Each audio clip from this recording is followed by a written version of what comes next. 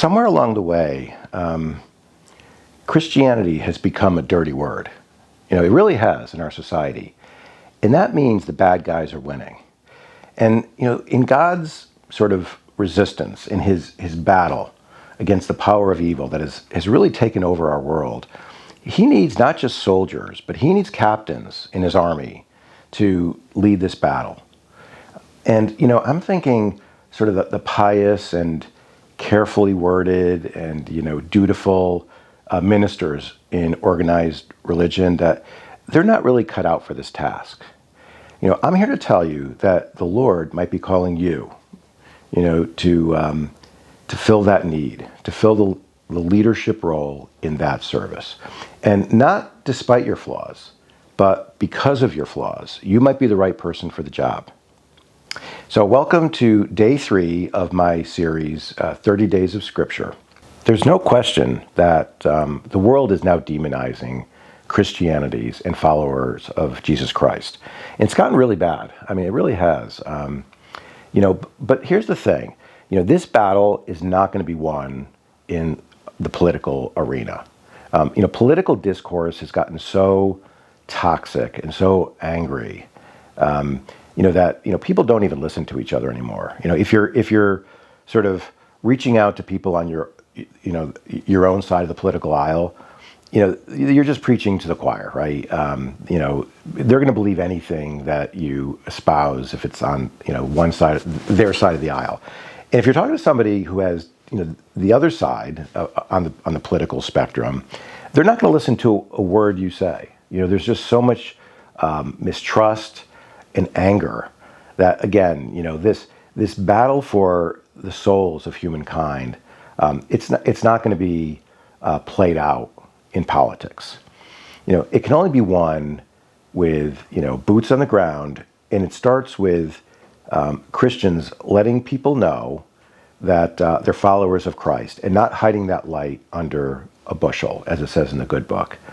And it's not going to be won by somebody spouting a lot of biblical verses. I actually think that's part of the problem. The battle is going to be won by brave Christians setting an example by living their lives according to Jesus' teachings, and more importantly, by being unwavering and outspoken in how we raise our children. And that we don't give in, we don't apologize, and we certainly don't make excuses for what we believe. And in this battle, for the souls of our brothers and sisters, God doesn't need mild-mannered, pious, pastors and priests who are afraid of, ruffling feathers, or, who toe the party line for their employers, basically, which is organized religion. What God needs is brave, charismatic, and outspoken leaders who, speak their mind and don't back down.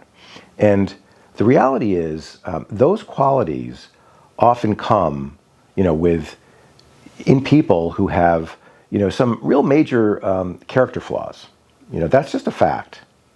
You could just look to the Bible for examples of what I'm talking about.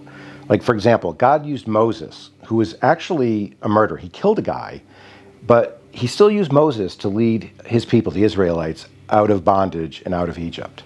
Or King David, who was an adulterer, and he actually had his mistress's husband killed on the battlefield.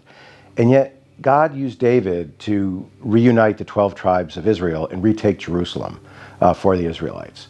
But my favorite, I think, was Samson. So the strongest guy in the world. Samson knew Delilah was trying to find out the source of his strength, so she could take him down and turn him over to the Philistines, who were the Israelites' arch enemies. And even though Samson knew that he was that Delilah was trying to find out where his strength came from, still he was so powerless because of his lust for her that he told his secret. And as a result, when he was sleeping, she cut his hair, turned him over to the Philistines. They beat him up, they blinded him, brought him practically to death. But in the end, God restored Samson's hair. It grew back, and therefore the source of his strength. And it was Samson who, pushed over the pillars of the palace where the Philistines were all celebrating, and the building just collapsed on all of them, including Samson, and killed 3,000 Philistines. But that brought an end to the Philistine rule over the Israelites. So here's where I'm going with all this. Try not to let your imperfections, make you feel that God isn't calling you to do maybe some incredibly extraordinary task to win the hearts and souls of humanity. We all have a long list of sins and, bad things we've done, bad things we've thought and felt throughout our lifetime. It's just that some people, their sins are a lot more visible, a lot more public.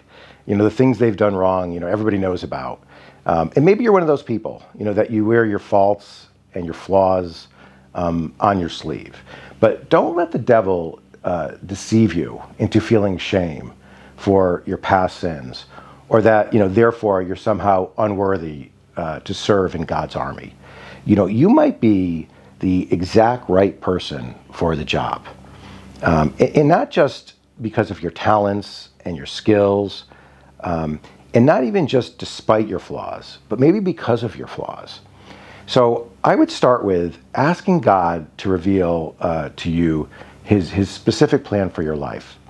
How you can best help God win souls for as many people as possible. So here's a prayer that I constructed that I'm gonna read, that you can pray along with me, or say this on your own time if this is something that would help you. It's, Lord, please show me your plan for how I can best serve you and fulfill your purpose for my life. And please don't let me give in to the belief that my character flaws, my weaknesses, and the sins of my past make me unworthy to stand up against the powers of evil that are attacking you, your Son, Jesus Christ, and your followers. So that's it for today. Hopefully I'll see you on day 4 of this 30-day journey, and have a great day.